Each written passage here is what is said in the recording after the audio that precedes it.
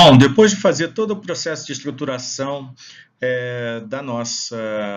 do nosso projeto inicial, definir a parte estratégica da empresa, o plano de negócios, definir as estratégias de produção e operações e o ambiente de produção e operações, nós passamos a definir onde vai ser a localização industrial da nossa nova empresa.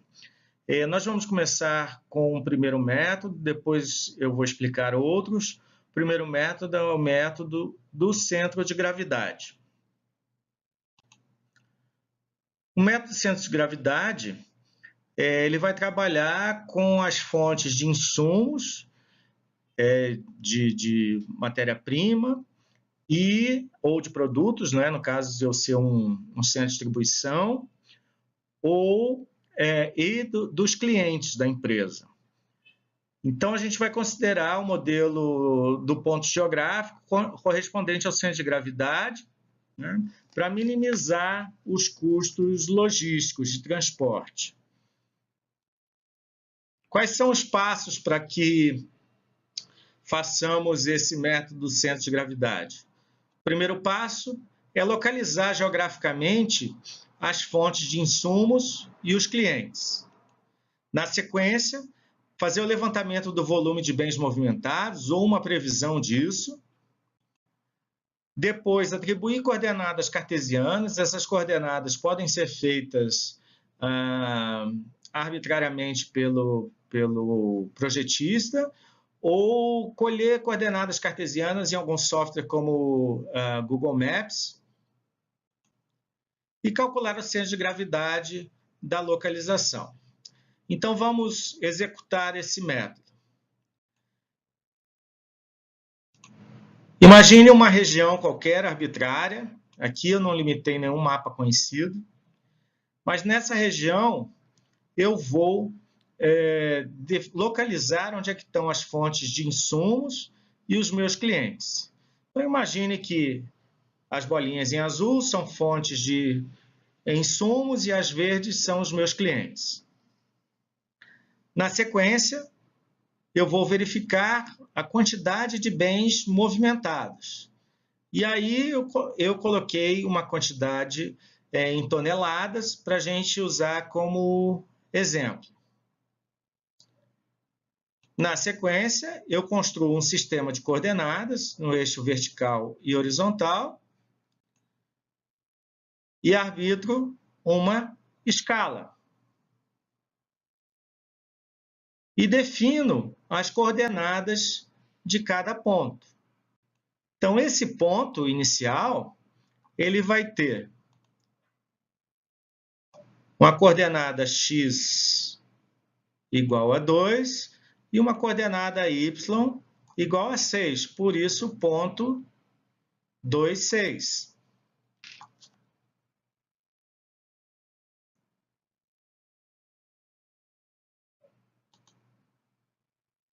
O segundo ponto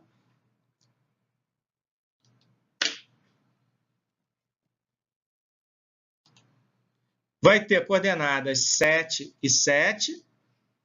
7 e 7, 7 no x e 7 no y. O terceiro ponto, 6 e 5.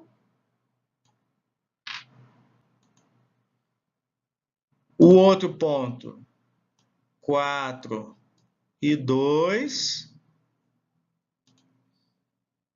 O outro ponto, 9 e 3. E, por último, 11 e 4.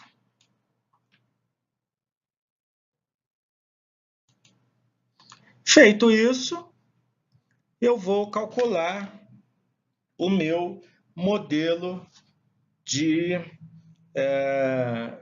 o meu centro de gravidade.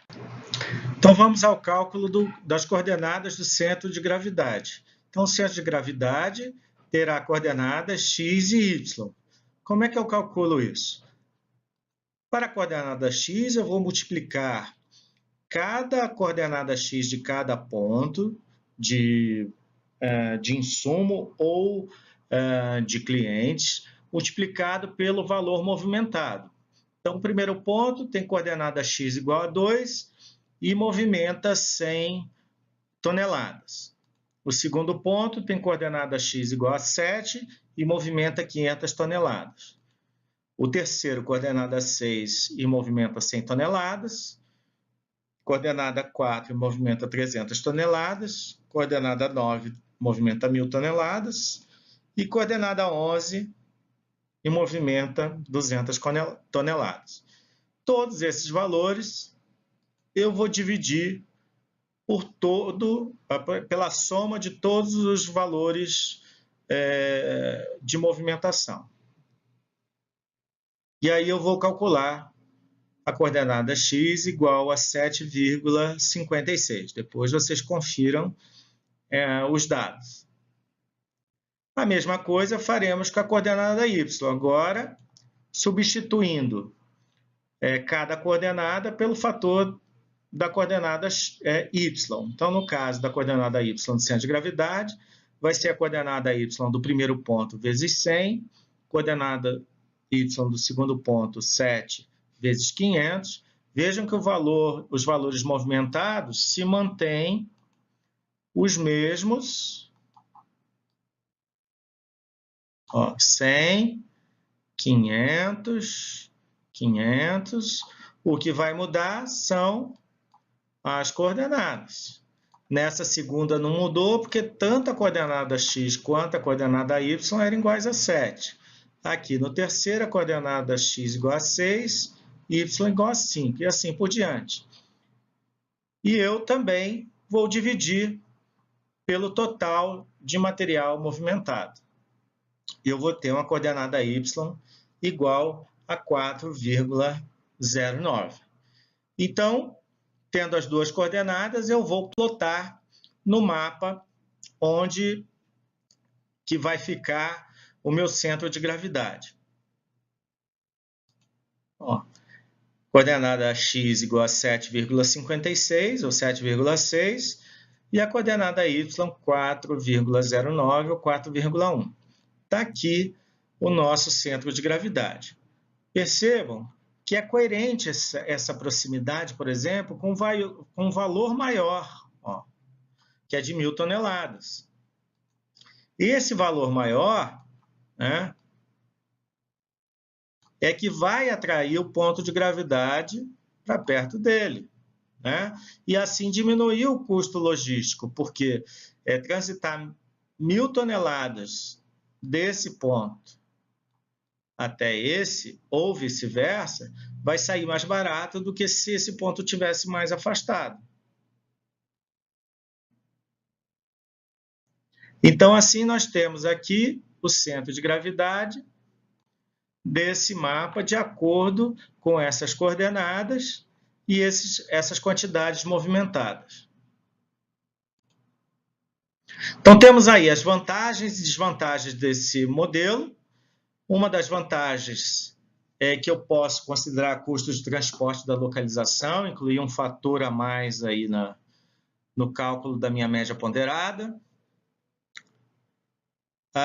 Um estudo detalhado e comparativo dos fretes vai me ajudar na renegociação. E a metodologia é muito simples. As desvantagens é que nem sempre é fácil levantar os custos reais de transporte realizados, principalmente na compra de matéria-prima. O sistema de coordenadas não considera a distância real percorrida entre as localizações, visto que você pode ter uma serra no meio, você pode ter um contorno muito mais longe do que a linha reta. Então, isso é uma desvantagem do modelo. Não vai considerar uma eventual mudança de fornecedores ou clientes. E o local do centro de gravidade pode coincidir com uma região inviável, no meio de um grande lago, no topo de uma montanha, dentro do mar. Então, são várias vantagens e desvantagens. Considero a título de exercício esse mapa da Itália, é o formato de bota aí que vocês já conhecem. E nós vamos usar o centro de gravidade para localizar uma indústria nesse mapa. Os números 1, 2, 3 e 4 equivalem aos fornecedores dessa empresa e os centros de distribuição A, B e C, localizados nessas outras cidades aí. Nós temos na tabela a quantidade em toneladas que vai ser movimentada de material. Então, usa as coordenadas que eu coloquei aí no desenho para que vocês calculem, estimem onde é que vai ser a melhor região para se colocar essa empresa. Obviamente que vai ser uma região estimada, então vocês vão ter que verificar se há vantagens ou desvantagens nisso.